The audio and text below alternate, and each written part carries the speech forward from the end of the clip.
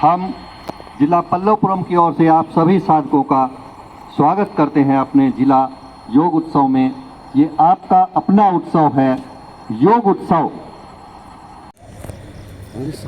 Chief guest जो आएंगे robin Singh ji हैं। हाँ हाँ और मैं वो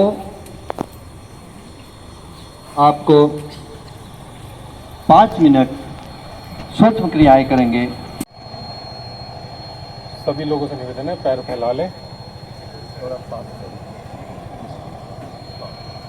दोनों एड़िया पंजे मिलाएं, दोनों पैरों की उंगलियों आगे पीछे करें, पूरा आगे ले जाएं, रुके क्षणिक, सिर्फ केवल अंगूठे और उंगलियां पीछे करें 3-4 बार इसको।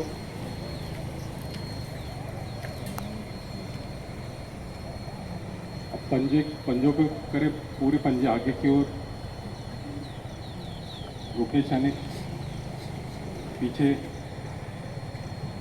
और खींचे पीछे की ओर, रुके क्षणिक। ऐसे 2-3 बार करें इसको और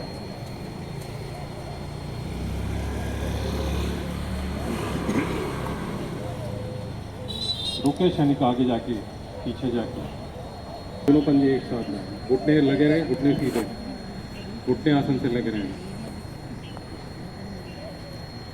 पहले दाएं, रुके क्षणिक, फिर बाएं,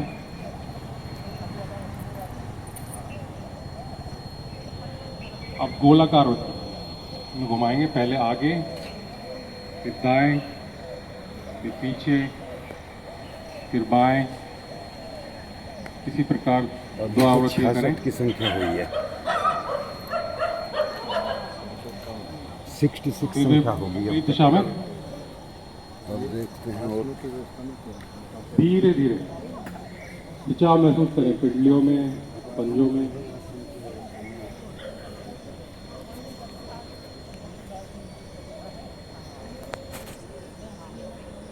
आ जाए वापस, साइड टांग मोड़े घुटने से,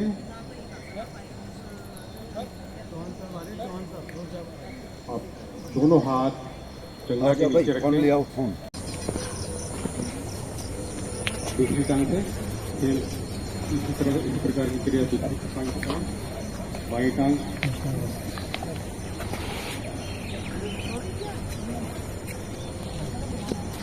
आ जाए वापस, दाएं टांग मोड़े, एड़ी बाई जंघा पे रखें, बाएं हाथ से पंजा पकड़ते हुए पूरा पंजा गोल गोल घुमाएं 2 बार। घुमाते रहे। हमारे प्रांतीय मंत्री पश्चिमी उत्तर प्रदेश श्री रविंदर सिंह चौहान जी पधार चुके हैं। उनका हम अपने इस योग उत्सव में पल्लवपुरम जिले में स्वागत करते हैं। बहुत बहुत धन्यवाद सभी का। अपना आसन प्रांतीय मंत्री जी ग्रहण करें। अब मैं अनुरोध करता हूं हमारे जिला प्रधान श्री सत्य प्रकाश कौशिक जी से, वो आए और अपना आसन ग्रहण करें। श्री सत्य प्रकाश जी, मैं आग्रह करता हूं हमारे जिला मंत्री श्री देवेंद्र कुमार कंबोज जी, वह आसन पर आएं और अपना आसन ग्रहण करें। हम सभी आज सौभाग्यशाली हैं कि हमारे मध्य हमारे पश्चिमी उत्तर प्रदेश के प्रांतीय मंत्री पधार रहे हैं। हम उनका तहे दिल से, हृदय की गहराइयों से स्वागत करते हैं।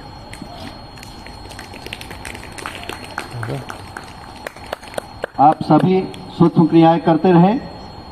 पैरों की, घुटने को आसन से लगाना, पश्चात छाती से लगाना, थोड़ा रुकना, फिर एक हाथ घुटने के नीचे। खतौली से श्री निर्मल कुमार जैन जी पधार चुके हैं। हम इस योग उत्सव में, जिला पल्लवपुरम के योग उत्सव में उनका स्वागत करते हैं। सभी तालियां बजाकर उनका स्वागत करें। जैन साहब पिछले 20-25 सालों से योग से जुड़े हुए हैं। इन्होंने पश्चिमी उत्तर प्रदेश को बुलंदियों तक पहुंचाया है योग के मामले में। हम उनका स्वागत करते हैं। जैन साहब अपना आसन ग्रहण करें।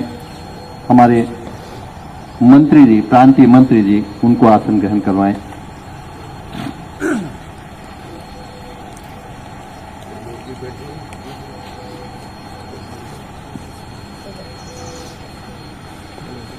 अब मध्य में कुछ समय मिला है, इसमें हम दीप प्रज्वलन, चलिए पहले हम दीप प्रज्वलन करेंगे। सभी अधिकारी आए और सरस्वती माता के सामने दीप प्रज्वलन कर उनका आशीर्वाद लें।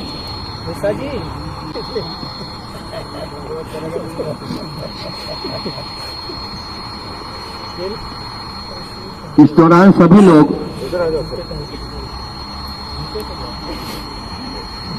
ओम का जाप करते रहेंगे। ओम भूर्भुवः स्वः तत्सवितुर्वरेण्यं भर्गो देवस्य धीमहि धियो यो नः प्रचोदयात्। ओम भूर्भुवः स्वः तत्सवितुर्वरेण्यं भर्गो देवस्य धीमहि धियो यो नः प्रचोदयात्। ओम भूर्भुवः स्वः तत्सवितुर्वरेण्यं भर्गो देवस्य धीमहि धियो यो नः प्रचोदयात्। ओम भूर्भुवः स्वः तत्सवितुर्वरेण्यं भर्गो देवस्य धीमहि धियो यो नः प्रचोदयात्।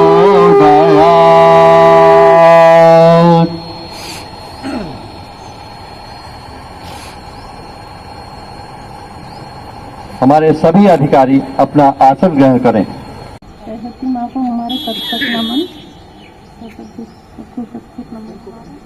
सबको दिखाई देगा ना, और पीछे और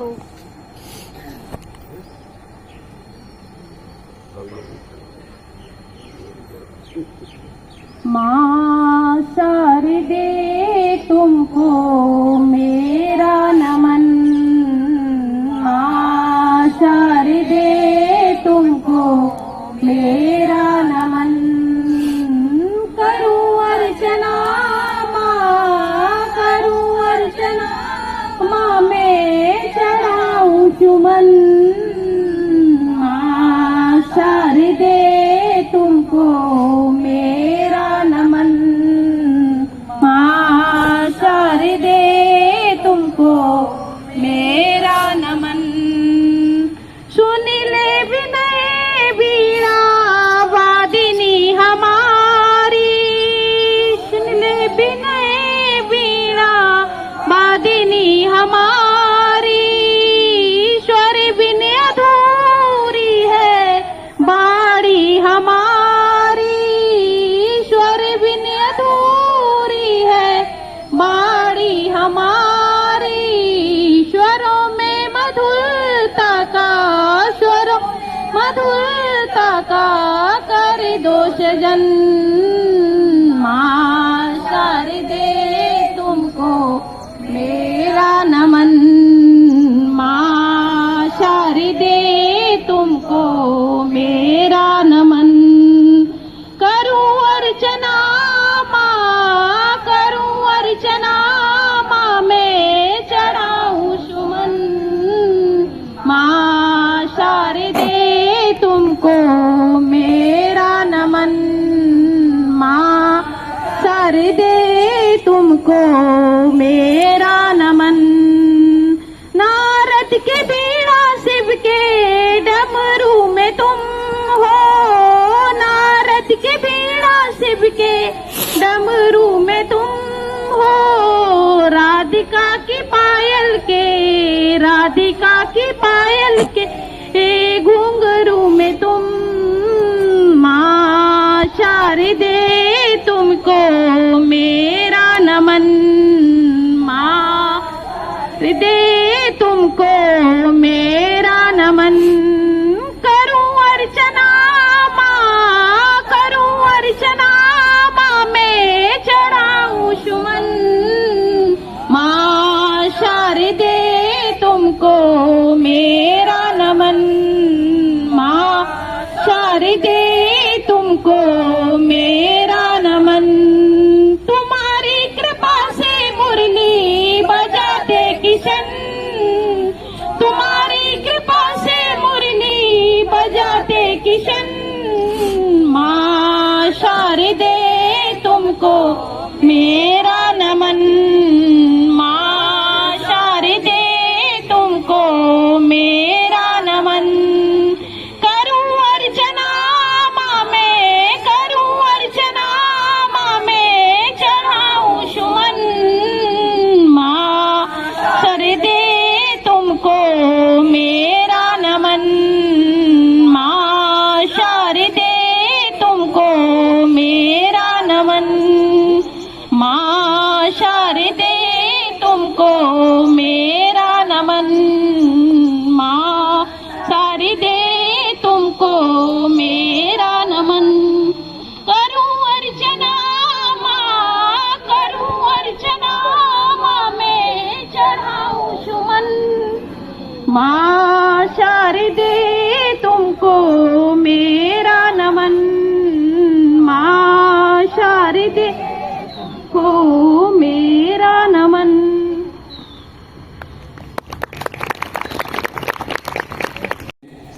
वो हमारे पश्चिमी उत्तर प्रदेश के प्रधान श्री निर्मल कुमार जैन जी का बैच लगाकर स्वागत करें।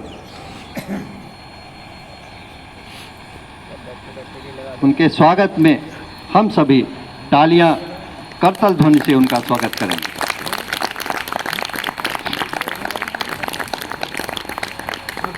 हमारे संरक्षक पश्चिमी उत्तर प्रदेश के प्रधान जी मर्मज्ञ, जिन्होंने हमारे भारतीय योग संस्थान को उच्च स्तरों तक पहुंचाया है। आसन ग्रहण करें जैन साहब। अब मैं आग्रह करूंगा हमारे जिला मंत्री श्री देवेंद्र कुमार कंबोज जी से वह बैच लगाकर हमारे पश्चिमी उत्तर प्रदेश के मंत्री श्री रविंदर कुमार चौहान जी का स्वागत करें।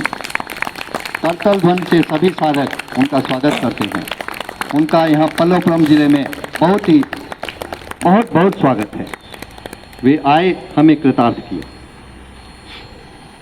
आसन ग्रहण करें। श्रीमती श्वेता गर्ग आए, आपको कराएंगी सिंह गर्दनासन और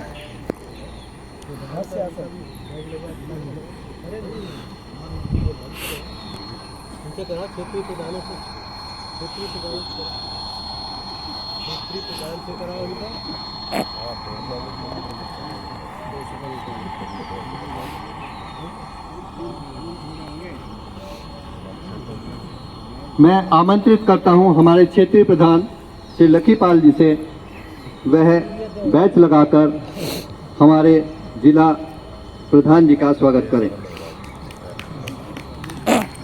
तालियां बजती रहें। श्री सत्यप्रकाश कौशिक जी हमारे जिला प्रधान, हमारा जिला इन्हीं की देखरेख में उच्च पायदानों पर आ रहा है। मैं अनुरोध करूंगा दीप कमल जी से कि हमारे जिला मंत्री का बैग लगा करके स्वागत करेंगे। दीप कमल जी।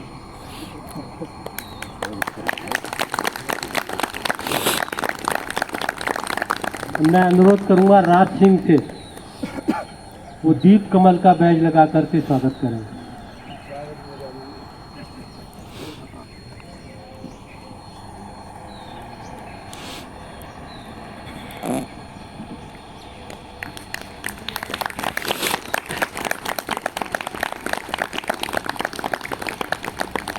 अब हम विधिवत इस योग उत्सव की शुरुआत करते हैं। जिला पल्लवपुरम की ओर से आप सभी साधकों का स्वागत करते हैं अपने जिला योग उत्सव में। ये आपका अपना उत्सव है, योग उत्सव। सर्वप्रथम एक तो आपके सामने डेमोन्स्ट्रेशन के लिए साधक हमारे हैं, उनको आप देख देख के, जो भी नए साधक हैं उनको देख देख कर आप आसनों का अभ्यास किया करें। दूसरे, जिन साधकों को अभी हाल फिलहाल में कोई ऑपरेशन हुआ है या कोई गंभीर बीमारी से पीड़ित हैं, वो हमारे बताए हुए जो केंद्र प्रमुख और क्षेत्रीय प्रधान वगैरह जो आसन कराएंगे वो अपनी क्षमता से थोड़ा सा कम करें, क्योंकि अभी अभी वो बीमारी से उठे हैं। योग से किसी प्रकार की उन्हें तकलीफ आनी नहीं चाहिए, तो थोड़ी सी अपनी क्षमता के अनुसार करें। ये एक जनरल इंस्ट्रक्शन है। यदि हमारा कोई केंद्र प्रमुख या यहाँ पे शिक्षक इस प्रकार के इंस्ट्रक्शन नहीं भी देता है तो इसे आप फॉलो करें।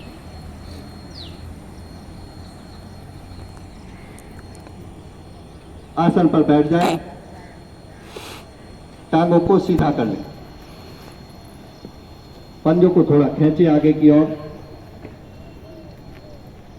दाहिनी टांग को घुटने से मोड़ें, एड़ी को पेड़ू में बाईं ओर स्थित करें पद्मासन के लिए।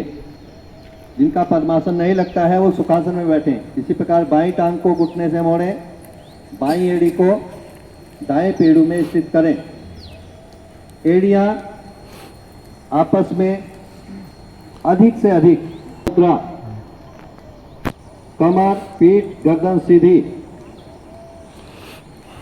आंखें कोमलता से बंद, लंबी गहरी लंबी सांस, श्वास छोड़ें, धीरे धीरे श्वास भरें, पूरी श्वास भरते जाएं, भरते जाएं, भरते जाएं। तो पूरी श्वास भर जाए क्षणिक रुकें, श्वास छोड़ें, धीरे धीरे श्वास छोड़ते जाएं, छोड़ते जाएं, छोड़ते जाएं। प्रयास पूर्वक श्वास भरें, आनंद पूर्वक श्वास छोड़ें। 3 आवृत्तियां कर लें।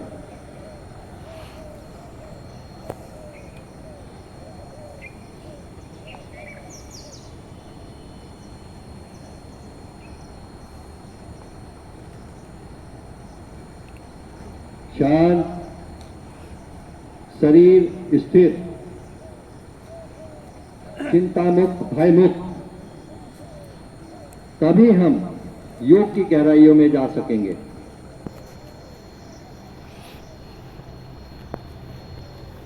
प्रणव मंत्र 3 बार श्रद्धायुक्त लयबद्ध 2-1 के अनुपात में। आपका ध्यान अपने परमात्मा की ओर रहे। श्वास भरें, शुरू करें।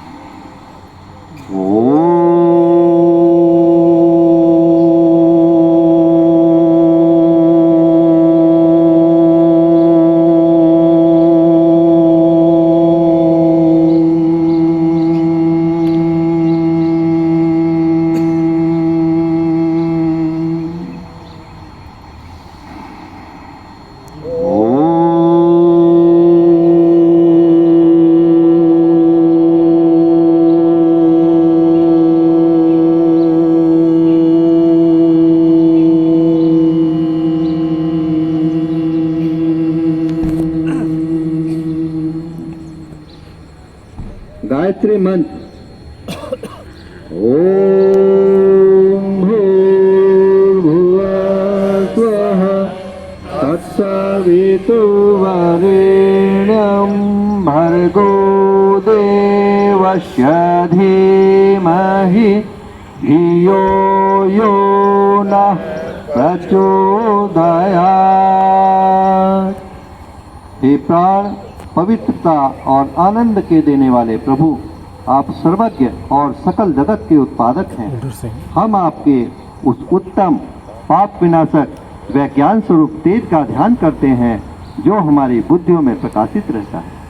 आप सदैव हमारी बुद्धियों में प्रकाशित रहें और हमें सत्कर्मों की ओर प्रेरित करते रहें। शांत।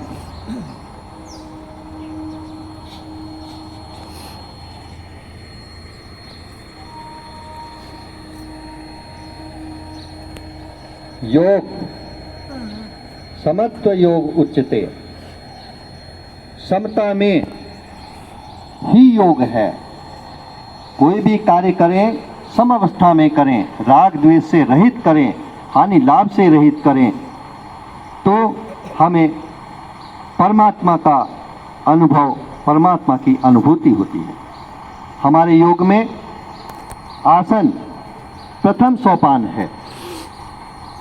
आसन स्थिर सुखासनम, शरीर को स्थिर कर देना, अपने मन को किसी भी एक बिंदु पर टिकाकर सुख की अनुभूति करना ही आसन है।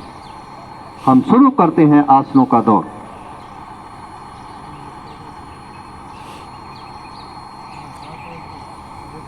सर्वप्रथम मैं आमंत्रित करता हूं श्रीमती रीता भारद्वाज जी को। वह आपको ताड़ासन और अर्धचक्र आसन का अभ्यास कराएंगी।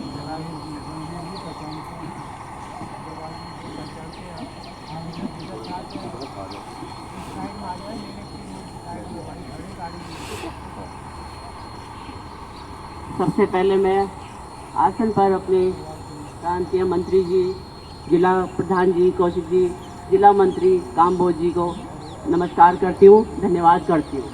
सभी साधकों का धन्यवाद। करेंगे ताड़ आसन। अपने आसन पर खड़े हो जाएं।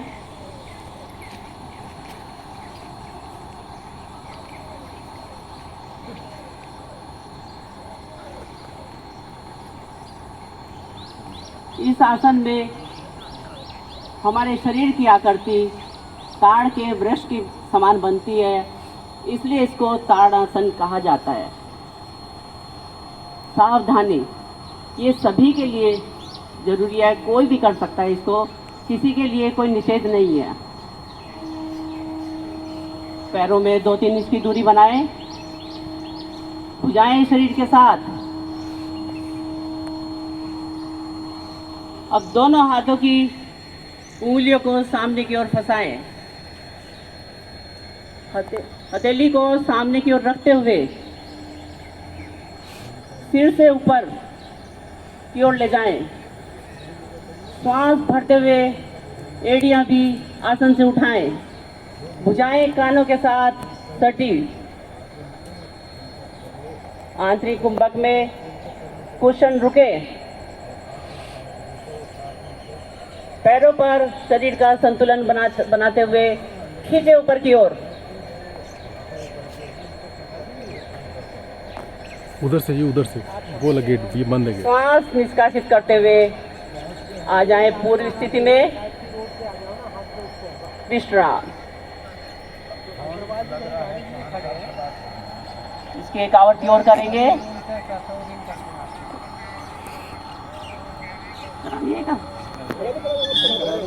एक आवृत्ति और करेंगे। भुजाएं शरीर के साथ सीधे खड़े हों। 2-3 इंच की दूरी बनाएं पैरों में। अब दोनों हाथों की उंगलियों को फंसाएं। हथेलियों को सामने की ओर रखते हुए श्वास भरते हुए खींचे ऊपर की ओर। इस प्रकार खींचे कि कानों से भुजाएं सट जाएं और आसन से एड़ियां भी ऊपर उठाएं। आंतरिक कुंभक के साथ रुकें।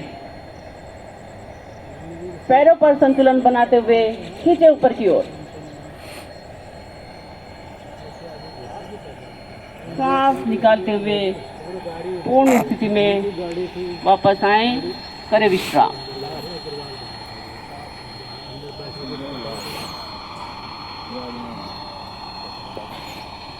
अब करेंगे अर्ध चक्रासन। इसके लाभ, इस आसन के करने से हमारी शरीर की 206 जो हड्डियां हैं वो प्रभाव में आती हैं, पाचन अंग सुदृढ़ बनते हैं, मल निष्कासन सक्रिय होता है। अब करेंगे अर्ध चक्रासन। सीधे खड़े हो, भुजाएं शरीर के साथ, 2-3 इंच की दूरी बना ले पैरों में। इसमें शरीर की आकृति आधे चक्र के समान बनती है, इसलिए इसको अर्ध चक्रासन कहा जाता है। सावधानी, ध्यान से सुनने की, जिसको ब्लड प्रेशर हो या जिसको चक्कर आते हो वो इस आसन का अभ्यास ना करे। अब दोनों भुजाओं कमर के निचले भाग में दोनों अंगूठे रीढ़ पर रखें, 8 उंगलियां सामने की ओर खींची हुई, गर्दन को पीछे की ओर अधिक से अधिक झुकाएं, सांस भरते हुए कमर के निचले भाग से भी पीछे की ओर झुके। पूर्ण झुक जाने के पश्चात कुछ क्षण रुके,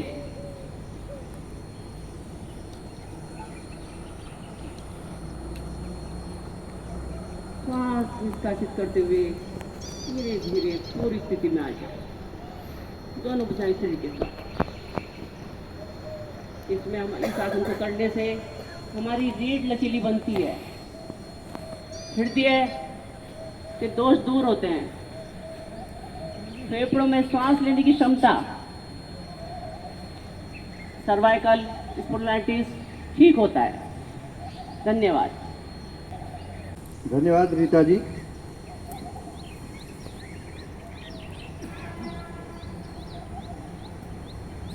अब मैं आमंत्रित करता हूं हमारे क्षेत्रीय मंत्री श्री राज सिंह जी से, वो आए और आपको कमर चक्रासन और गोमुखासन का अभ्यास करवाएं।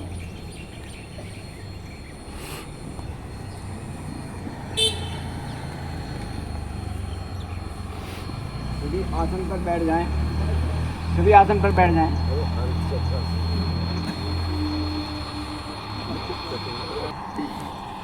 पैरों में अधिक से अधिक फासला, कंधों से अधिक दूरी, दोनों हथेलियां घुटनों पर। इसमें हमारा कटी प्रदेश दाएं बाएं घुमाया जाता है, इसलिए इसको कमर चक्रासन कहते हैं। सावधानी, जिनको पीठ में दर्द हो वो इस आसन का अभ्यास ना करें। दोनों हथेलियां घुटनों पर, अपने शरीर को दाहिनी ओर मोड़ें। अब मैं आमंत्रित करता हूं श्री प्रदीप अग्रवाल जी अंसल टाउन से, वो आपको मंडूक आसन और पुष्टासन का अभ्यास कराएंगे। श्री प्रदीप जी।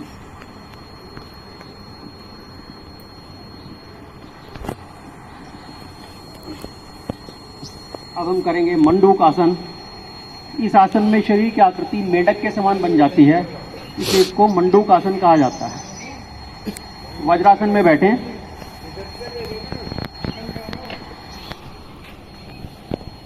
दोनों हाथों को सामने की ओर फैलाएं, दोनों हाथों की मुट्ठियां बनाएं, अंगूठा अंदर की ओर। दोनों मुट्ठियों को नाभि के दाएं बाएं स्थित कर दें। इसमें जिन लोगों को घुटने या टखने का दर्द हो वो लोग इस आसन को न करें। अब श्वास खाली करते हुए धीरे धीरे आगे की ओर झुकते जाएं। नितंब एड़ियों से नहीं उठेंगे, जहां नितंब उठने लगे उसी स्थिति में रुक जाएं।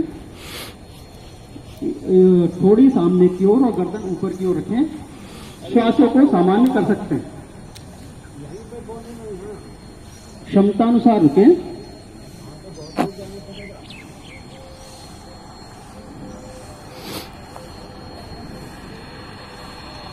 जब न रुका जाए तो श्वास भरते हुए धीरे धीरे वापस आ जाए।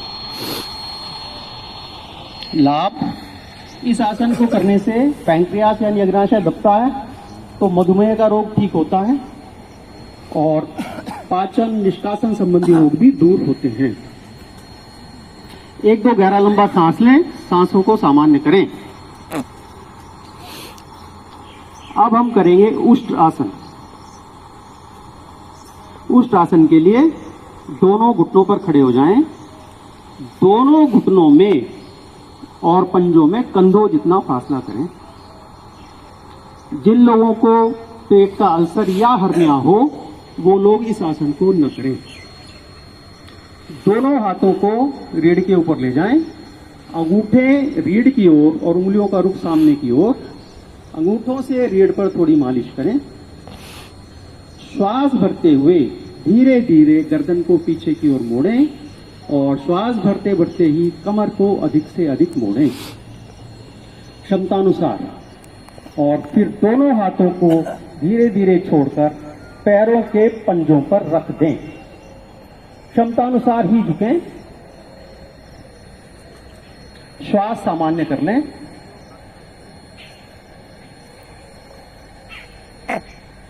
क्षमतानुसार रुकें।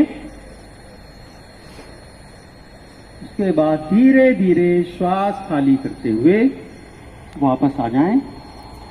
जल्दी से ना आए, गिरने का भय रहता है। इस आसन को करने से कंधे, हृदय, फेफड़े तथा पेट संबंधी रोग दूर होते हैं।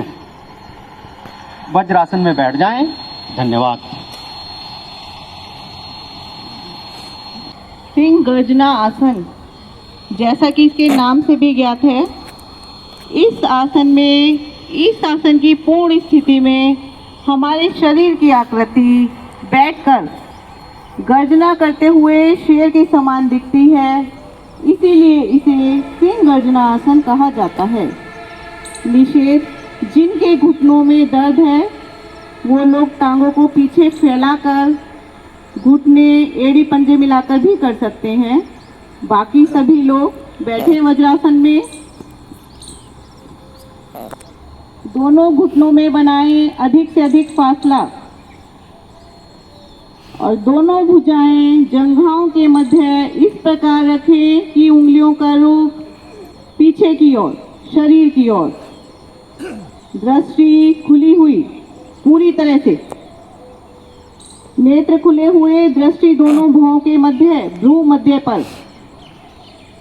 मुंह खोलते हुए जीवा बाहर, पूरी जीभ बाहर। अब लंबा गहरा श्वास भरेंगे और शनै शनै श्वास को बाहर निकालते हुए लयबद्ध और लंबी ध्वनि के साथ गले से स्पंदन करते हुए 3 बार करेंगे सिंह के समान गर्जना। भरे श्वास, करें आरंभ।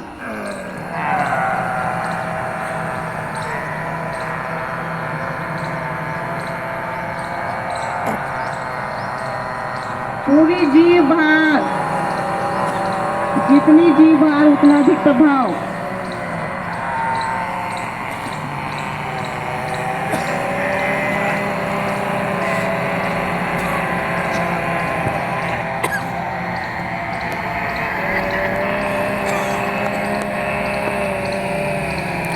बहुत सुंदर। अपना अपना सेट पूरा करते हुए आ जाएंगे वापस।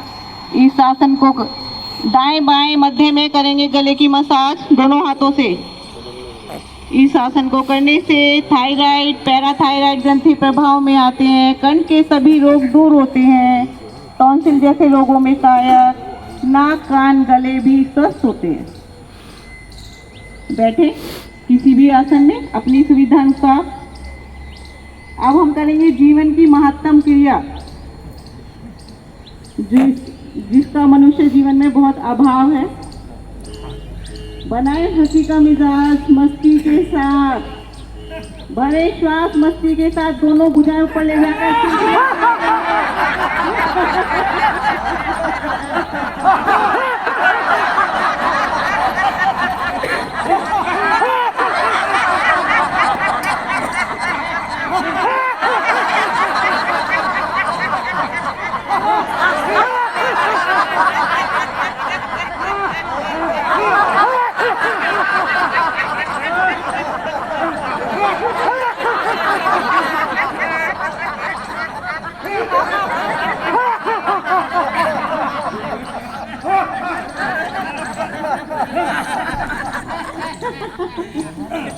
इसके प्रभाव को महसूस करें। एक यही ऐसा आसन है जो किसी के लिए निषेध नहीं है, परंतु इसके लाभ बहुत हैं। इस आसन को करने से हमारे चेहरे पे कांति आती है, हमारे मन के विकार दूर होते हैं, शरीर की प्रत्येक ग्रंथि प्रभाव में आती है, हमारा दिन भर मन प्रसन्न रहता है और कार्य करने की क्षमता में वृद्धि होती है। धन्यवाद।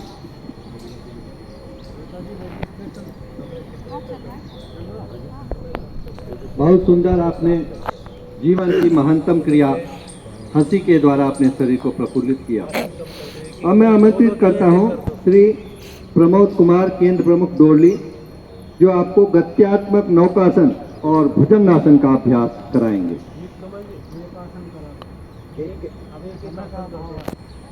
समय के अभाव के कारण गत्यात्मक नौकासन कराएंगे प्रमोद कुमार। सभी आसन पे शिथिलासन में ले जाएं। दाहिनी ओर शिथिलासन, दाएं अंग सीधे, बाएं अंग मुड़े, दाएं पैर की एड़ी बाएं पैर के निकल वो घुटने को स्पर्श करते हुए, दाएं हथेली पैर के सामने भुज बल की दूरी पर। गहरे लंबे श्वास से श्वास को सामान्य कर दें।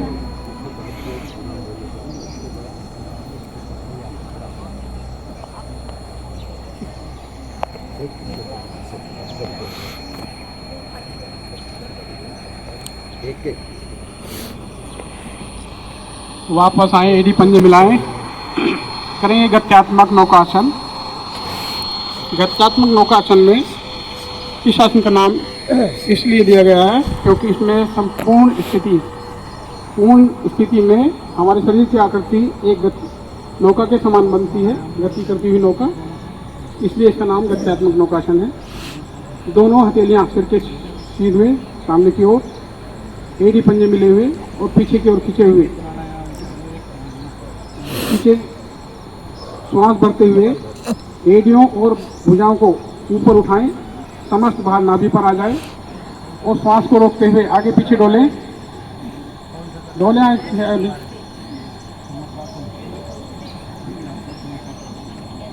इस आसन से हमारे पेट के अवयव, पेट की मांसपेशियां, रीढ़ की मांसपेशियां प्रभाव में आ रही हैं।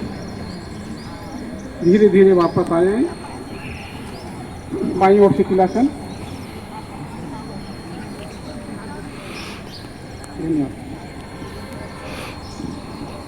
बहुत सुंदर, लंबी गहरी श्वास लेकर श्वासों को सामान्य करें।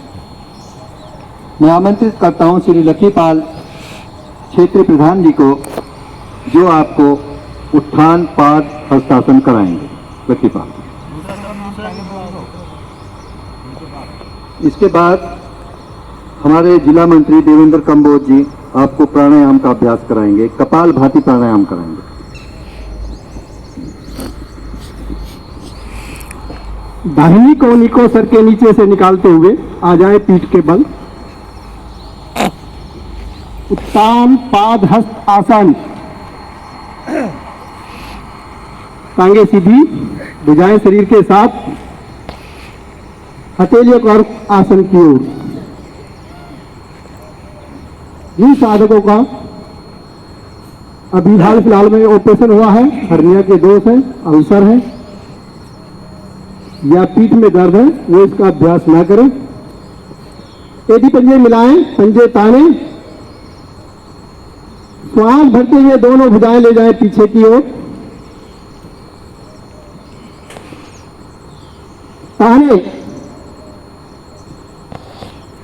हथेली का रुख आकाश की ओर, हथेली से लेकर कोहनी तक का भाग आसन से स्पर्श करें। अब पुनः श्वास भरते हुए दोनों भुजाएं, दोनों टांगे ले जाएं ऊपर, कर दें 90 डिग्री के, एक दूसरे के समानांतर, पंजे तने हुए, कंधे आसन से ना उठे। भरे हुए सांस में 10 तक गिनती तक रुके।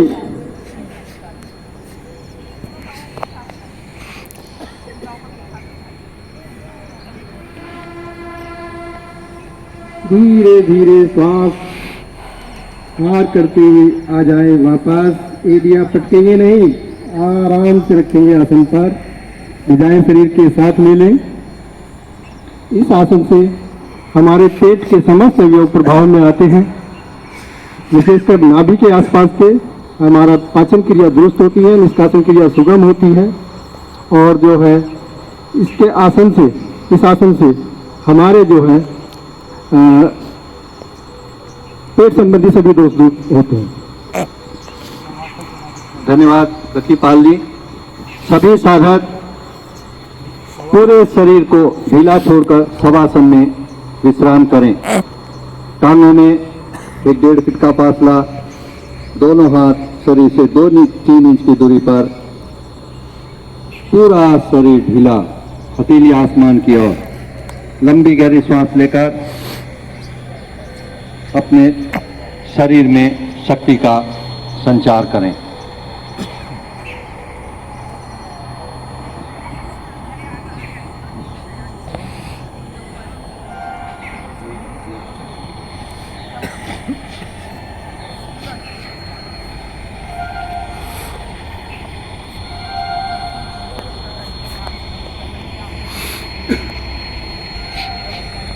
अंगतान करते हुए दाहिनी कोहनी बाईं हथेली का सहारा लेते हुए आसन पर बैठ जाएं। हमारा इस प्रकार योग का प्रथम सोपान पूरा हुआ। शांत। योग का द्वितीय सोपान प्राणायाम। प्राणायाम प्राणों का सृजन, प्राणों का विस्तार, प्राणों का संचयन और हम किस क्रिया में कितनी शक्ति लगाएं, इस प्रकार प्रबंधन, ये प्राणायाम है। हमारे जिला मंत्री श्री देवेंद्र कंबोज जी आपको कपाल भाती प्राणायाम का अभ्यास कराएंगे। देवेंद्र जी बैठें, किसी भी सुविधाजनक आसन में बैठेंगे। पद्मासन लगता है तो पद्मासन लगा लें। नए साधक किसी भी आसन में बैठ सकते हैं सुविधाजनक। पालथी मारकर बैठते हैं जिसको सुखासन बोलते हैं, उसमें बैठें। दीप कमल शर्मा जी ने वैसे तो बता दिया, मुझे बताने की आवश्यकता नहीं है। अभी आपने आसन किए हैं, शरीर को शुद्ध किया है। अब हम अपने मन को शुद्ध करेंगे, चित्त को शुद्ध करेंगे। कपाल भाती प्राणायाम। कपाल भाती, कपाल कहते हैं सिर को और भाती कहते हैं उसको शुद्ध करना, चमकाना। तो आज हम मस्तिष्क को चमकाएंगे, यानी मस्तिष्क के अंदर जो भी विकार है, बुद्धि है हमारी, उसको तीव्र करेंगे। कमर गर्दन सीधी, ज्ञान मुद्रा लगा ले पहले। कमर गर्दन सीधी, आंखें कोमलता से बंद, शरीर बिल्कुल स्थिर, हिलना डुलना बिल्कुल बंद। जो फोन चला रहे हैं वो रख दें एक साइड में। अब इस प्राणायाम के अंदर हम पहले धीरे धीरे श्वास भरेंगे, कंठ तक श्वास भरें, मूल बंद लगा लें। अपनी हथेलियों को चिन्ह मुद्रा में लगा लें या घुटनों पर उलट कर रख लें। पूरा सांस भरने पर मूल बंद लगाएं। अब जो सांस भरी हुई है उसको धीरे धीरे झटकों में निकालना है। पेट की मांसपेशियों को सख्त करेंगे और झटके के साथ निकालेंगे सांसों को। हिलेंगे नहीं, कंधे नहीं हिलेंगे। करते जाएं। स्वाभाविक सांस अंदर आएगी, जानबूझकर कोई सांस नहीं लेना है। करते जाएं।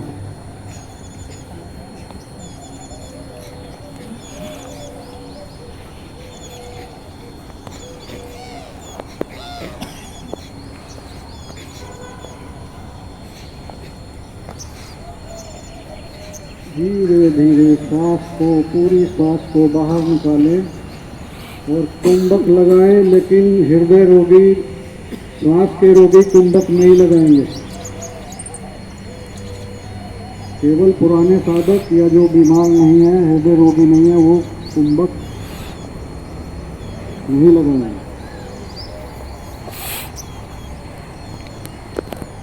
इस प्राणायाम को करने से मेरे फेफड़ों में सांस भरने की क्षमता का विकास होता है, क्योंकि श्वास नीचे तक जाती है, सिर के चक्कर आना बंद हो जाते हैं।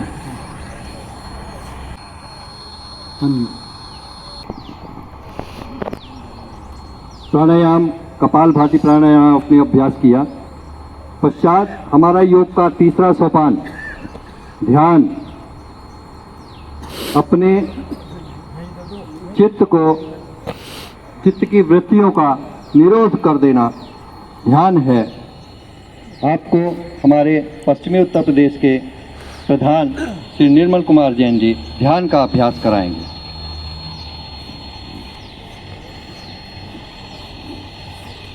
सभी को सादर नमस्कार। ध्यान हमारे जीवन की सतत प्रक्रिया है, क्योंकि किसी न किसी वस्तु में या कार्य में हमारा ध्यान हमेशा लगा रहता है। ध्यान को कैसे करना है, ये विधि सब साधकों को मालूम ही है। अष्टांग योग दर्शन में यम, नियम, आसन, प्राणायाम, प्रत्याहार, धारणा, ध्यान, समाधि और ध्यान की गहन अवस्था ही समाधि कहलाती है। तो ध्यान तक जब भी पहुँचेंगे जब पहले की हमारी जो 6 क्रियाएं हैं, यम, नियम, आसन, प्राणायाम, प्रत्याहार, धारणा, ये ठीक प्रकार से संपादित हो, इनका अच्छा गहन अभ्यास हो, हम इसके बाद ही ध्यान के अभ्यास के लिए पात्र बन पाते हैं। तो इसलिए बहुत से साधकों को देखा गया है कि वो बीच में ही कक्षा छोड़कर चले जाते हैं, ध्यान के महत्व को नहीं समझते, या ध्यान उनका नहीं लगता या उनका मन नहीं होता ध्यान में, जबकि ध्यान ही हमारी साधना का अल्टीमेट गोल है, मेन लक्ष्य वही है। यानी जो उससे पहले की साधना है वो हमने ध्यान लगाने के लिए ही की है, और जब भी हमारा ध्यान लगता है उसका अभ्यास हम अपनी व्यक्तिगत साधना में जितना भी चाहे बढ़ा सकते हैं। रात्रि में सोने से पूर्व भी हम ध्यान लगाएंगे तो अच्छी निद्रा आएगी, गहन निद्रा आएगी। तो ध्यान के अभ्यास में पहले बोलकर ध्वनि, फिर मानसिक जाप, फिर श्वासों को देखना, जो भी स्वाभाविक श्वास हम लेते रहते हैं, छोड़ते रहते हैं, और फिर जो भी विचार चल रहे हैं उनको साक्षी भाव से देखते हैं, ताकि वे धीरे धीरे शांत हो जाएं, निर्विचार स्थिति बन पाए, और उसमें ही हम फिर ध्यान लगा पाते हैं। किसी भी सुविधाजनक आसन में बैठे, पद्मासन का अभ्यास है तो पद्मासन का ही लाभ उठाएं, बीच में हिलना डुलना नहीं है, नहीं आसन बदलना है। इसलिए जो भी ध्यान का समय है उसके अंतर्गत हिलना डुलना नहीं है। पहले आप स्थिर आसन ले लें, दोनों हाथ ज्ञान मुद्रा में, कमर गर्दन सीधी, बहुत तन कर भी नहीं बैठना है, सीधे रहना है बस। कमर गर्दन हमारी सीध में रहे, रीढ़ की सीध में रहे, आंखें कोमलता से बंद, मन शांत, सहज, सरल, अंतर्मुखी। ओम की एक एक के अनुपात में ध्वनि 2 बार मैं बोलूँगा, उसके बाद सामूहिक रूप से सभी एक साथ मिलकर बोलेंगे। ओम।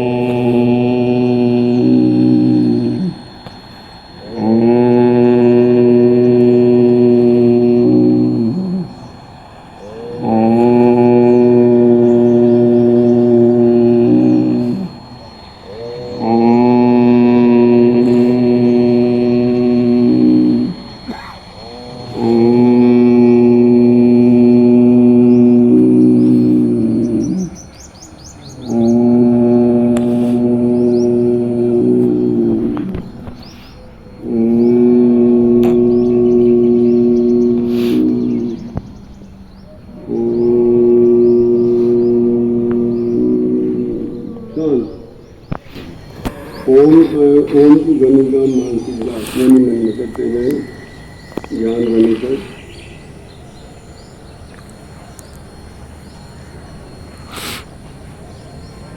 धीरे धीरे बाहरी आवरणों से हम अपने अंदर के आवरण की ओर इसमें यात्रा करते हैं।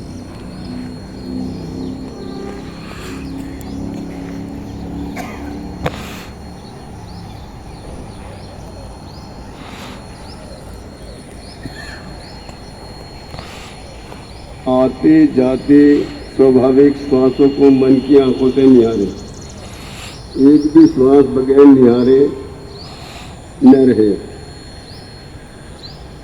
सूक्ष्मता के साथ प्रत्येक श्वास को निहारना है, बाहर की आंखें बंद।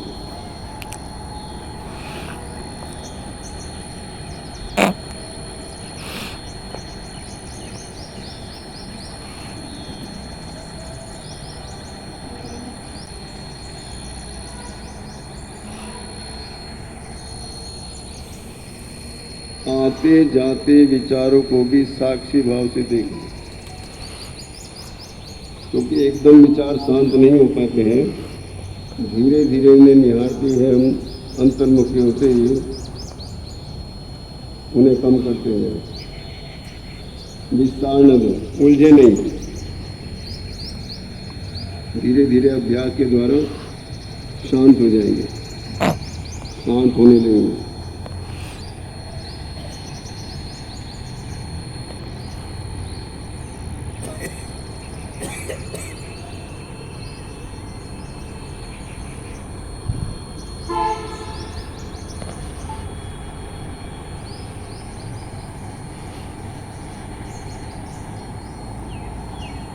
अधिक से अधिक शांत स्थिति बनाएं। ध्यान गोंगे के गुड़ के समान है। जैसे वो मिठास का आनंद नहीं बता सकता, तो हम भी जब गहन अवस्था में पहुंच जाते हैं ध्यान की, तो उसका वर्णन नहीं कर सकते। केवल अभ्यास करने वाला ही आनंद ले पाता है।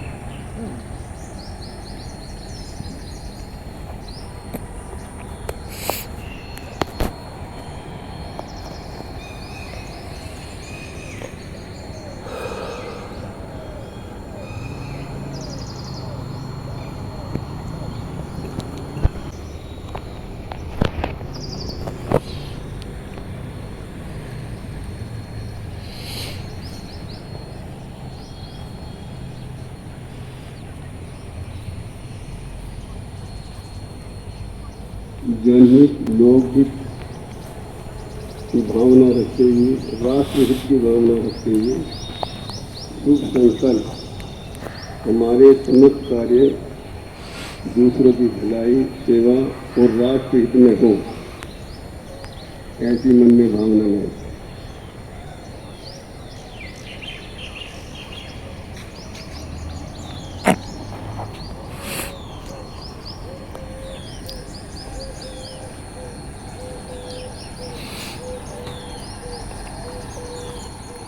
एक बार ओम की लंबी ध्वनि एक एक अनुपात में श्वास भरे।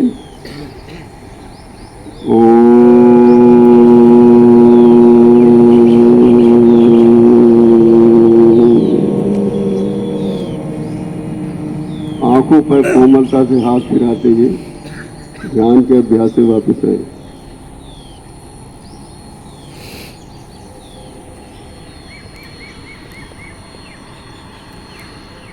हिलना डुलना नहीं है, ध्यान के अभ्यास का दिली लाभ है। जब हम बगैर हिले ढीले और आंखें बंद करके कुछ देर बैठे।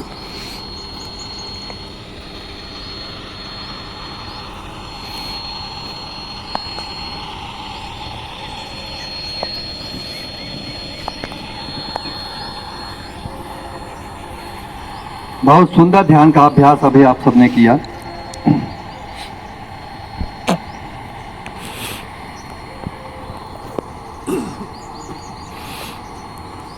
अब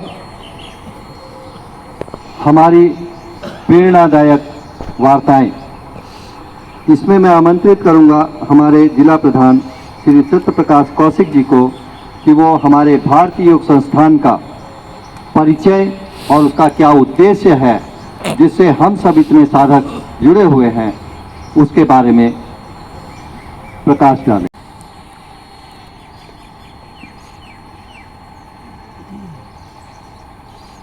भारतीय योग संस्थान 10 अप्रैल 1967 को खड़ा हुआ। इसके उदय के पीछे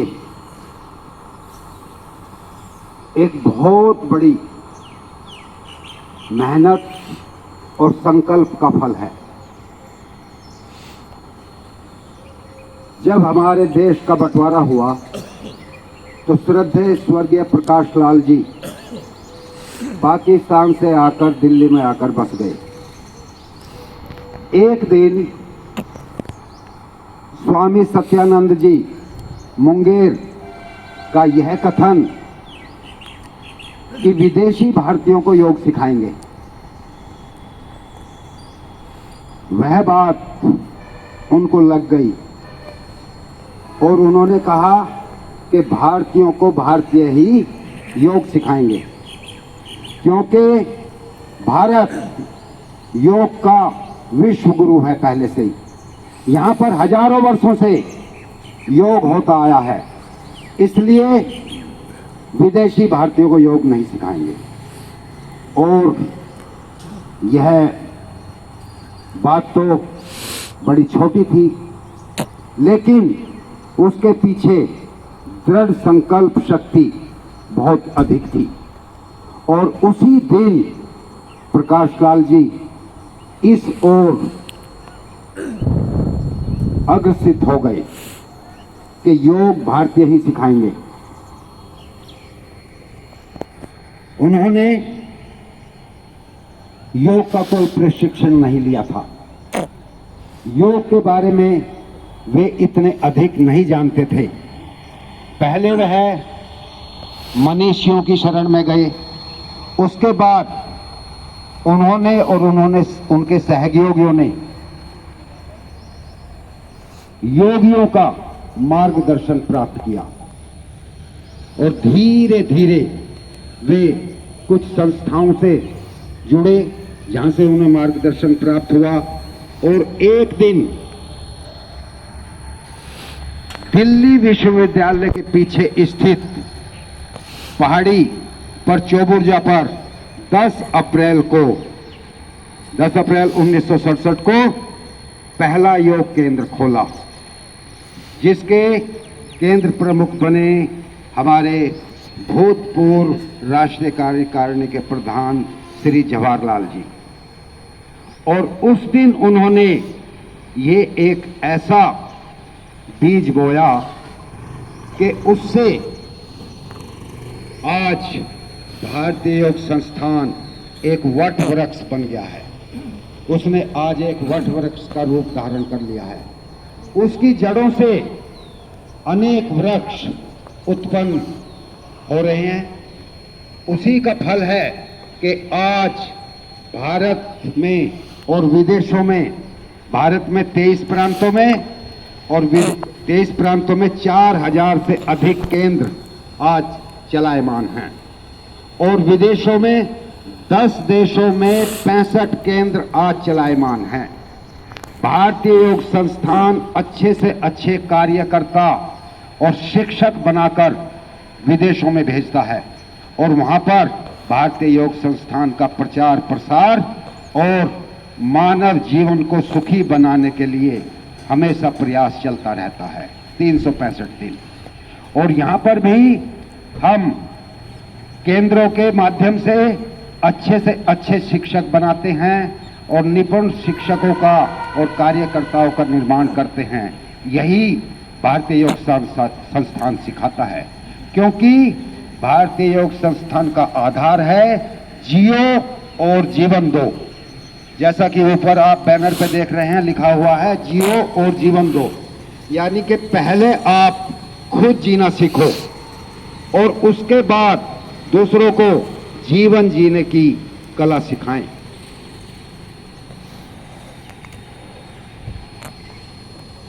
आज लोगों को भारतीय योग संस्थान निःशुल्क योग शिक्षा देकर उनको शारीरिक, मानसिक और आध्यात्मिक ज्ञान पैदा कर रहा है। एक दूसरे को आध्यात्मिक शक्ति से जोड़ा जा सकता है और यही उनका प्रकाश लाल जी का कहना था कि हम इतनी ऊंचाई तक चले जाएं कि हमारा योग संस्थान, भारतीय योग संस्थान, नालंदा और तक्षशिला जैसे विश्वविद्यालयों जैसा ऊंचाई को प्राप्त करे।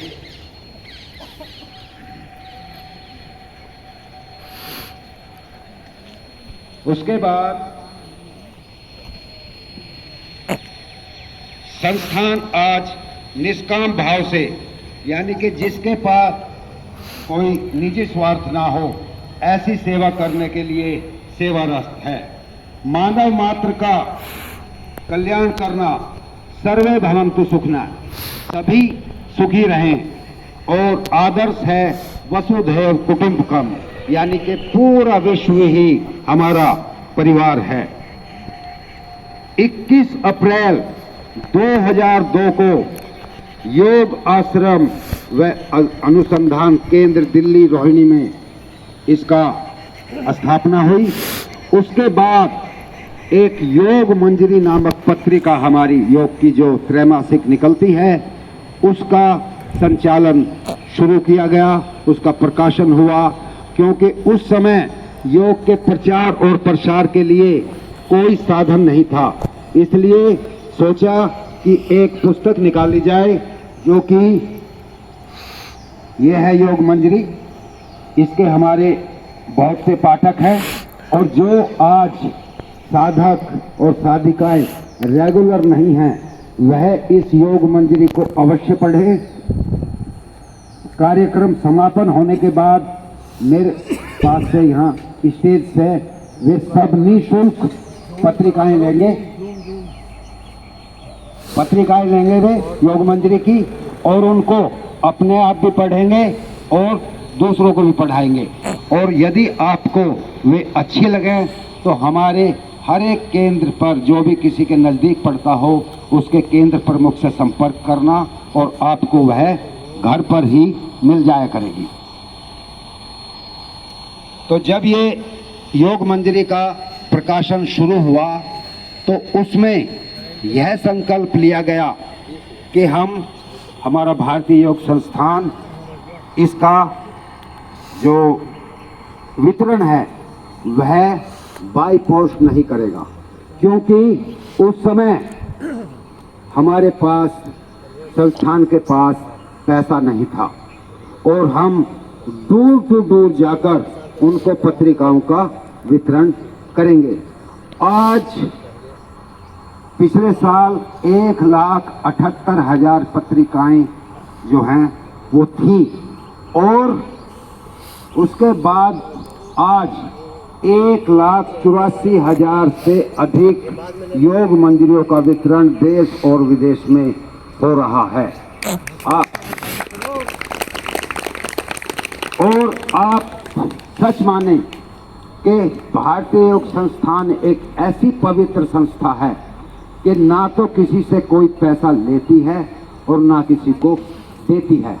मानव कल्याण के लिए इस पत्रिका के जो भी पैसे से हल्का पैसा बचता है, उससे हमारे योग शिविर लगाए जाते हैं। साल में बहुत से योग शिविर लगाए जाते हैं। संस्थान का ये उद्देश्य है कि मानव कल्याण के लिए सेवा करनी है, जैसे कि मोटापा रोग निवारण शिविर, हृदय रोग निवारण शिविर, अस्थमा रोग निवारण शिविर, और अभी पीछे मई में मधुमेह रोग निवारण शिविर हुआ बहुत बड़े पैमाने पे। और अब 2 अक्टूबर को छत्रसाल स्टेडियम दिल्ली में बहुत बड़ा शिविर लगने जा रहा है। और आज तो हमारे पास YouTube चैनल, भारतीय योग संस्थान के YouTube चैनल पे आप भारतीय योग संस्थान के प्रोग्राम देख सकते हैं। लोकसभा चैनल टीवी पर भी हमारे भारतीय योग संस्थान का प्रोग्राम आता है। तो आज बहुत साधन हैं, क्योंकि आजकल डिजिटल का जमाना है। आप उससे एक बार जुड़िए, फिर देखिए जीवन का आनंद क्या है।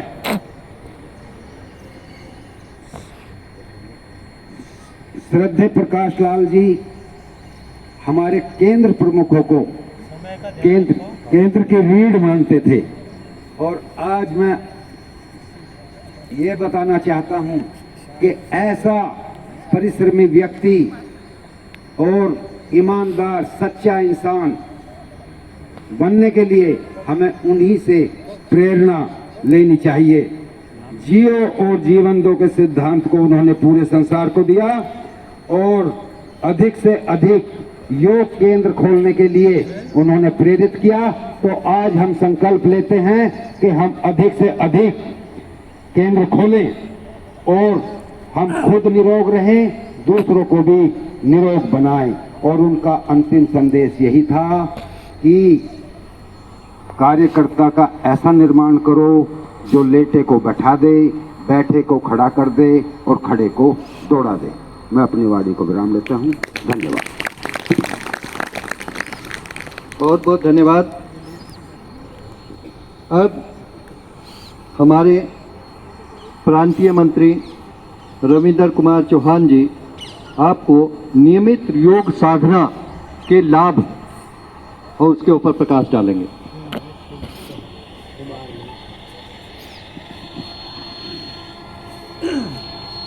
मंचासीन आज के शिविर के अध्यक्ष श्री निर्मल कुमार जैन जी, जिला प्रधान श्री दत्त प्रकाश कौशिक जी, जिला मंत्री श्री देवेंद्र कंबोज जी, संचालक श्री दीप कमल शर्मा जी, मातृशक्ति बंधुओं, बड़ा हर्ष का दिन कि हम सब उत्सव, जिला उत्सव मना रहे हैं। तो अंतिम चरण में आप सबका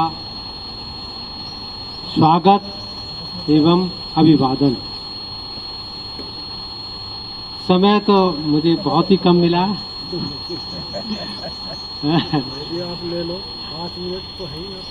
5 मिनट में तो कुछ नहीं, लेकिन मैं एक आसन जो है वो बहुत ज़रूरी। देखो, आप सबने बहुत अच्छी साधना कराई, लेकिन शिविरों का महत्व यही है कि उसमें सुधार की आवश्यकता रहती है,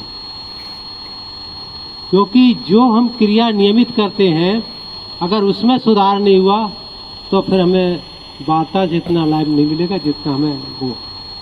तो हम एक सिंह गर्जन आसन के लिए वो हम कराएंगे, क्योंकि वो बाकी सभी आसनों में सुधार की आवश्यकता लेगी, लेकिन सिंह गर्जन आसन हमारा बहुत महत्वपूर्ण आसन है और किसी के लिए निषेध नहीं, सभी कर सकते हैं इसको।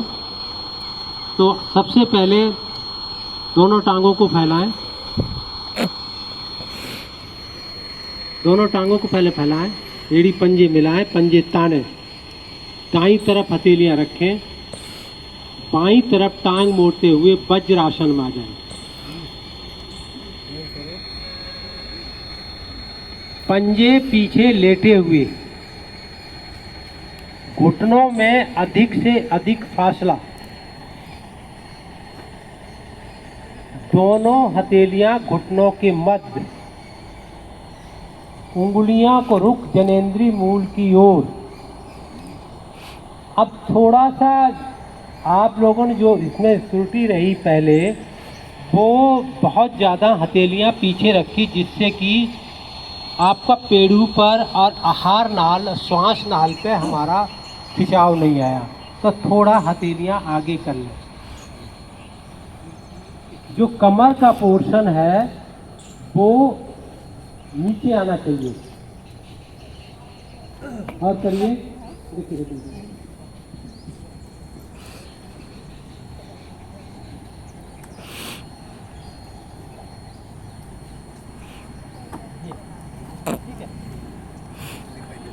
जब तक ये पोजीशन नहीं होगी, अब आपने यहाँ रख लिया तो अब इसमें क्या हुआ, यहाँ जो है, अब यहाँ तो कोई स्ट्रेस नहीं आया ना, जब तक आप यहाँ नहीं लाएंगे हथेलियाँ, अब स्ट्रेस आया। ठीक है, अब जिब्या को बाहर निकालते हुए मधुर गर्जन करेंगे इस तरह।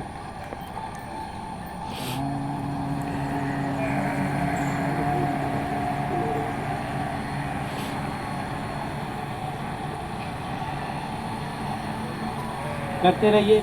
अब ध्यान अपना उस पर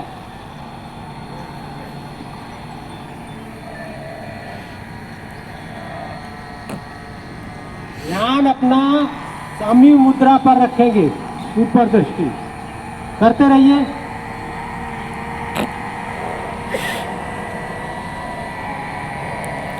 आवाज बहुत तेज नहीं लेकिन लंबी, जितना आवाज कम होगी उतनी लंबी जाएगी धुनी, जितनी लंबी होगी उतना ही प्रभाव ज्यादा पड़ेगा।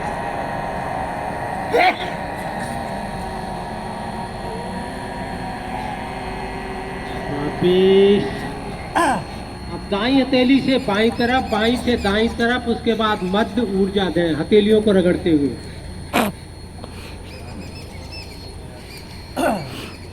अब इसका जो पहले किया था और अब इसमें आप थोड़ा सा इसका परिवर्तन बताएं, क्या आपको महसूस हुआ?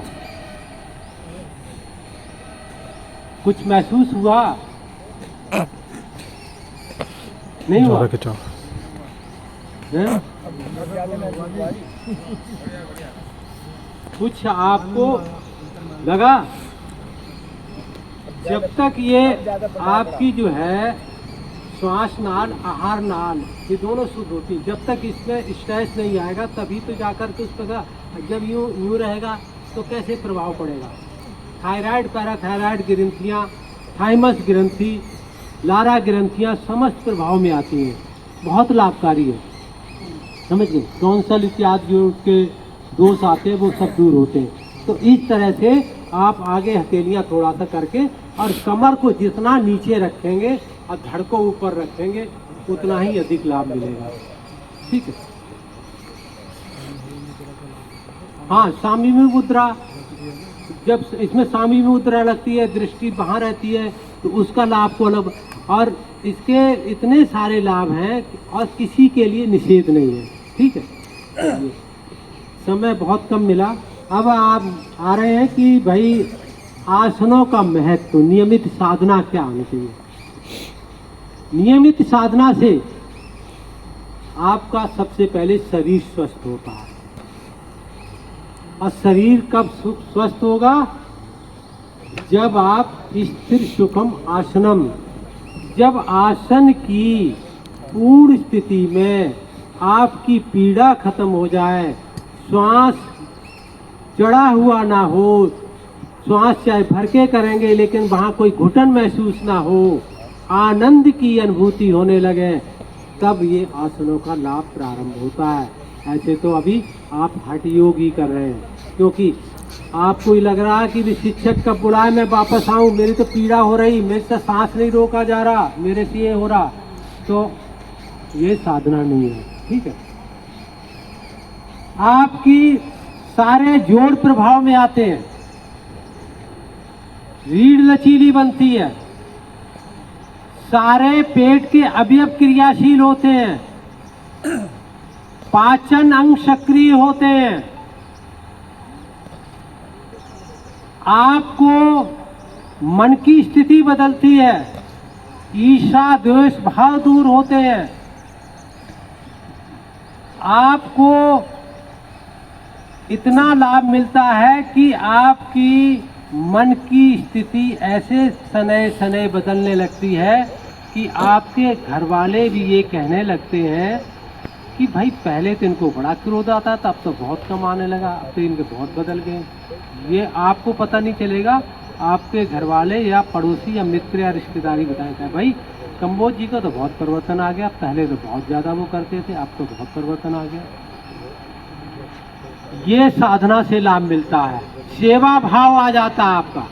जैसे हमारे पदाधिकारी सारे जो आप देख रहे हैं ना, कितने तन मन धन से कार्य कर रहे हैं, ये आपके जीवन में आ जाता है, बड़ा आनंद आता है।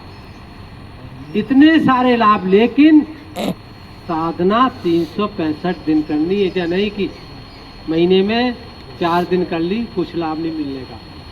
साधना नियमित करनी। अगर मैं अपना यहाँ आए तो मैं साधना करके आया, तो साधना एक दिन भी नहीं छोड़नी, लाभ आपको मिलेगा।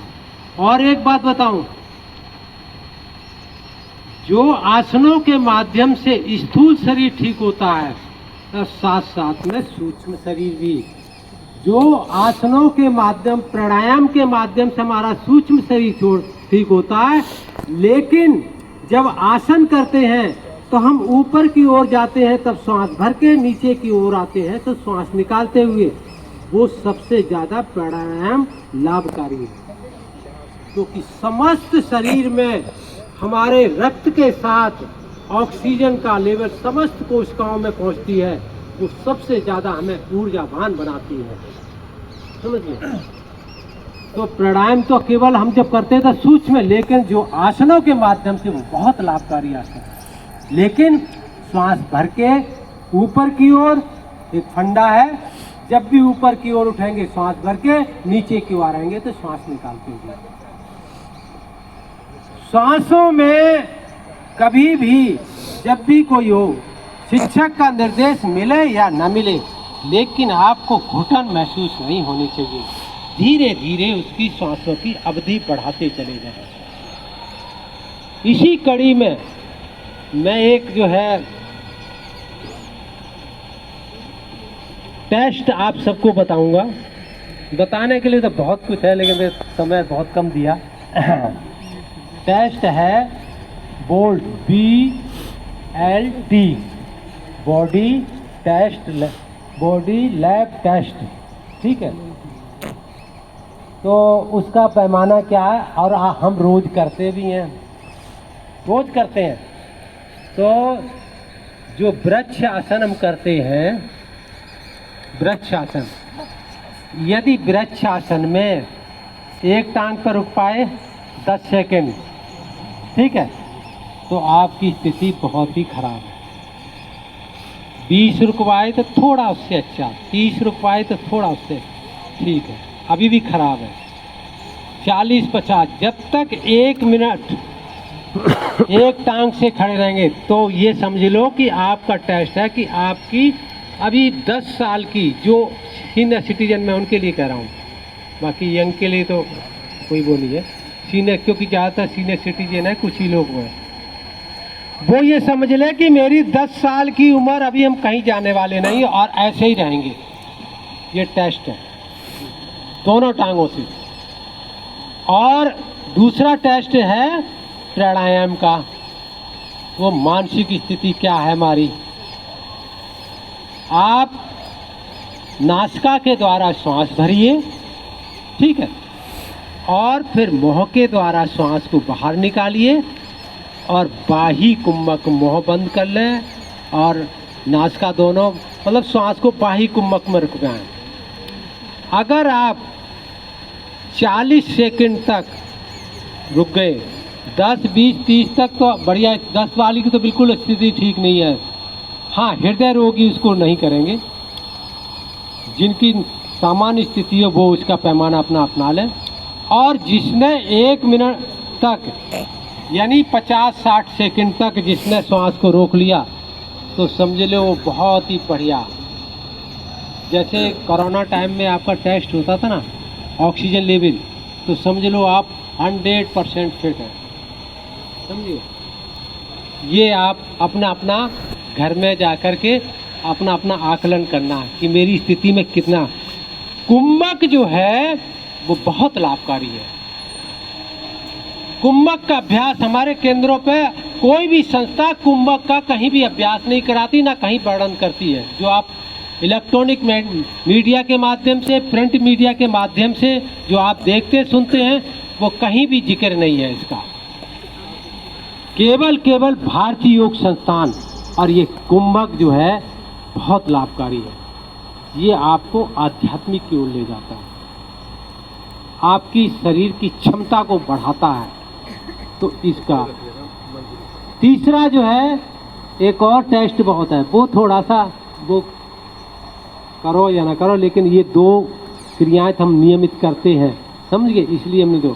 तीसरा ये है कि 10 किलो वजन आप उठाएं और एक हाथ में कम से कम 30 सेकंड अगर रोक सकते हैं इसे, तो समझ लो हमारे फिट, बिल्कुल फिट है हम। ये हमने आपका अपना फिजिकली और मानसिक जो है बॉडी का टेस्ट बता दिया। लैब पे ज़रूरत नहीं है, आप बिल्कुल फिट हैं। ये आप अपना टेस्ट करके देख लेना, ठीक है। तो ये जिसमें हम दो तो रोज़ नियमित करते हैं, इनको तो आप करें। तो ये जो वृक्षासन है, ये हमारा कंसंट्रेशन बढ़ाता है। आपकी मानसिक स्थिति पता लग जाएगी। अगर आप नहीं रुक पाएंगे तो आपकी मानसिक स्थिति बहुत बढ़िया नहीं है जो आप नहीं रुक पाएंगे।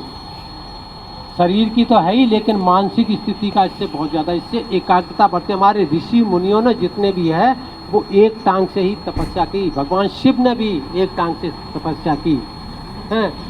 बहुत लोगों ने, ऋषि अब भी करते हैं। तो विश्वामित्र ने बहुत करी इसको, और तो देखिए आपके तीसरा नेत्र जागृत हुआ उनका। तो आप इसका थोड़ा सा अभ्यास बढ़ाएं, बहुत लाभकारी वृक्षासन, ठीक है। मैं समय हो गया, अभी तो बहुत चर्चा थी मैं उसके बारे में, महत्व के बारे में, लेकिन मैं आप लोगों का समय ज़्यादा नहीं लेता क्योंकि मैं देख रहा हूँ उठने के लिए तैयार हैं लोग। तो फिर जब वो हजम नहीं होता ना, अननेसरी आपको रोका जाए और वो दिया परोसा जाए तो फिर वो कब्ज हो जाएगी। तो इसलिए मैं अपनी बाड़ी को विराम देता हूँ। आपको कोई अच्छी बात लगी हो तो रोकना, और नहीं तो यहीं झाड़ के चले जाना। धन्यवाद। आप धन्यवाद प्रस्ताव के लिए। मैं आमंत्रित करता हूं देवेंद्र कंबोज जी। आप सबने बहुत ही हमारा साथ दिया। आप सब लोग इसके बाद प्रसाद लेकर अवश्य जाएंगे। सबसे पहले मंच को प्रणाम। मंच पर उपस्थित आदरणीय हमारे प्रांतीय प्रधान श्री निर्मल जैन जी का उनके उत्साहवर्धन के लिए, जो हमारा उत्साह बढ़ाने के लिए आए, मैं धन्यवाद ज्ञापित करता हूं। पश्चात हमारे प्रांतीय मंत्री श्री रविंदर सिंह चौहान जी भी उपस्थित हैं, उनका भी मैं धन्यवाद करता हूं। अपने पूरी टीम की ओर से और इकाई की ओर से। पश्चात उसी क्रम में मैं श्री सत्य प्रकाश कौशिक जी, जो हमारे प्रधान हैं, उनका भी धन्यवाद करता हूं, जिन्होंने हमें बहुत निर्देश दिए, संशोधन कराए हमसे, और योग के प्रति नई धारणा लेकर वो आए हैं आगे। हमें उनका पीछे पीछे चलना है। उसके बाद मैं यहाँ के जो पार्क करते हैं, जो सचिव हैं अवधेश कुमार जी, और उनके सह सचिव हैं रवि अग्रवाल जी, उनका भी धन्यवाद करता हूँ। सभी केंद्र प्रमुख का मैं धन्यवाद करते हुए, जो प्रतिमा जी, विशेष रूप से प्रतिमा जी, जिन्होंने इस योग का जो ये उत्सव यहाँ कराने के लिए प्रारंभ किया, उसमें जो हमारी एक कमल अरोड़ा जी, उनका मैं धन्यवाद ज्ञापित करता हूं। और पूरी हमारी जो क्षेत्रीय टीम है, प्रधान है, और वो हमारे केंद्र प्रमुख सहित जो क्षेत्रीय मंत्री, एक क्षेत्रीय मंत्री तो यहाँ उपस्थित है और एक क्षेत्रीय मंत्री बाहर होने पर भी हमारे फोन के द्वारा हमारा मार्गदर्शन करते रहते हैं, उन सभी टीम का। और सामने मैं गोविंद जी, जो आपको फोटोग्राफी कर रहे हैं, और वो आपको देखने को जल्दी मिलेगी। हो सकता है शायद YouTube पर मिल जाए, या जैसे भी होगा सुविधा वो आप तक पहुंचेगी। जो पूरी टीम का ही मैं धन्यवाद करता हूँ, जिन्होंने हमारा सहयोग किया। बहुत बहुत धन्यवाद आपका।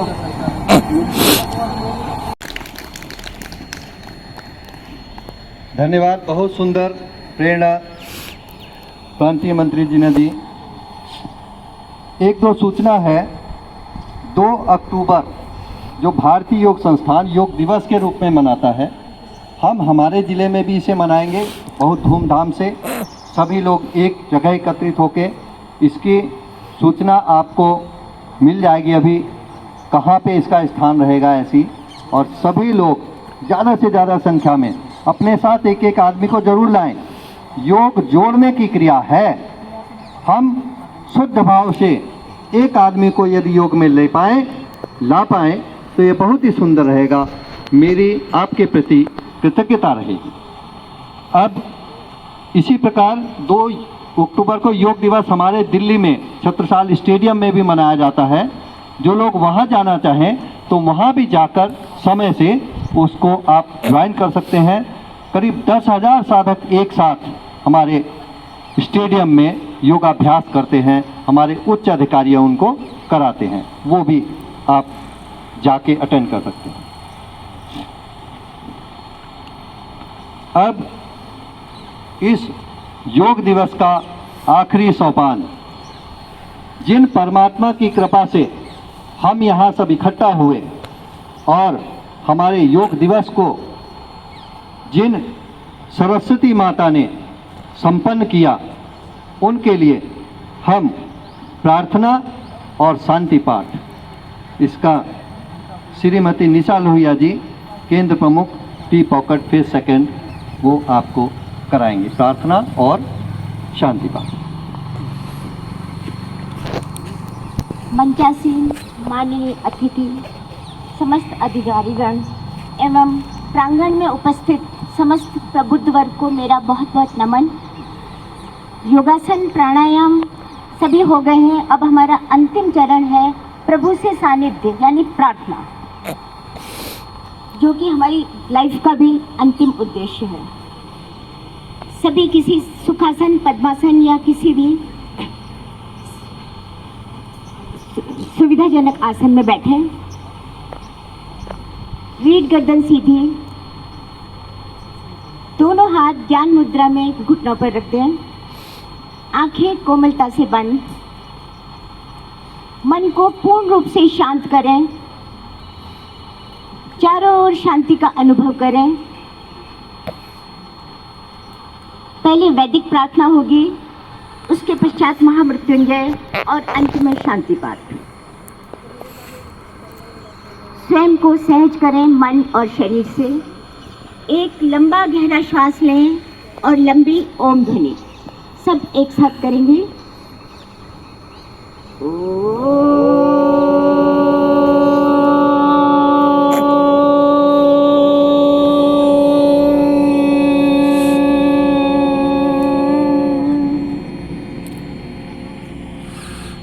प्रार्थना प्रारंभ करेंगे।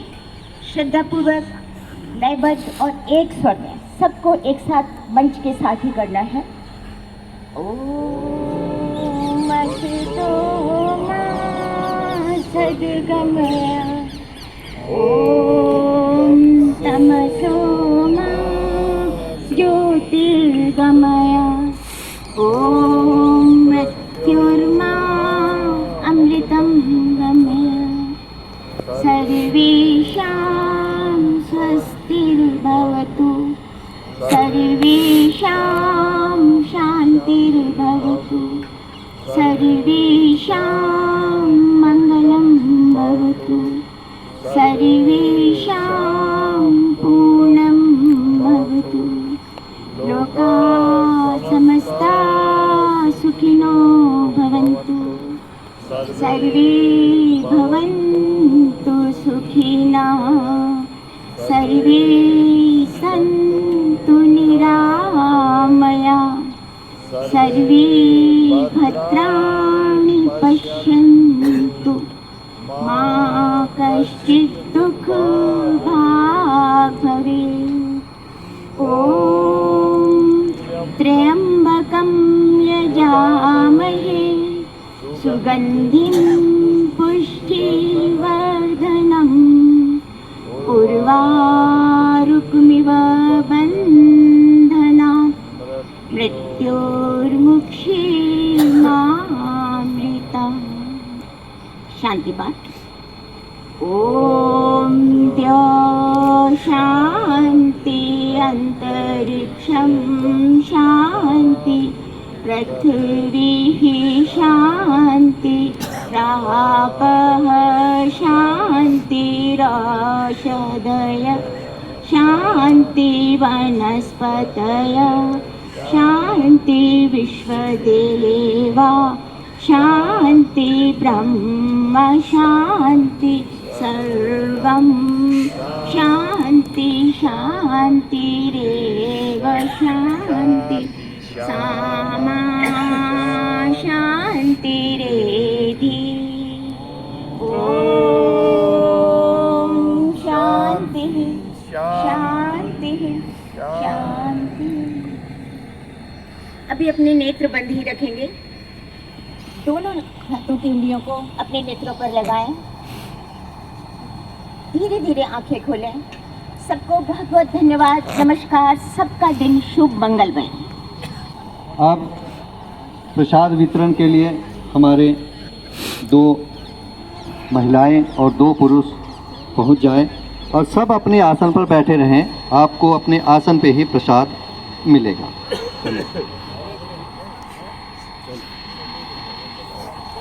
सभी आगंतुकों से मेरी प्रार्थना है कि आप 2-4 मिनट के लिए व्यवस्था और बनाए रखें। और जैसा कि मैंने कहा था कि जो हमारे पास में कुछ योग मंजरी पत्रिकाएं हैं वो आपको वहाँ पर स्टॉल लगा हुआ है, उससे मिल जाएगी।